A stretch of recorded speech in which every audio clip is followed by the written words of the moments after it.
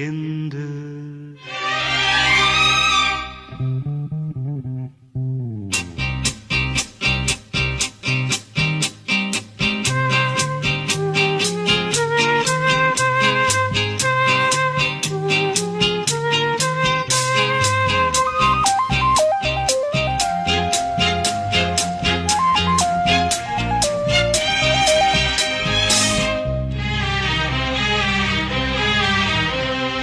ಜೊತೆಯಲಿ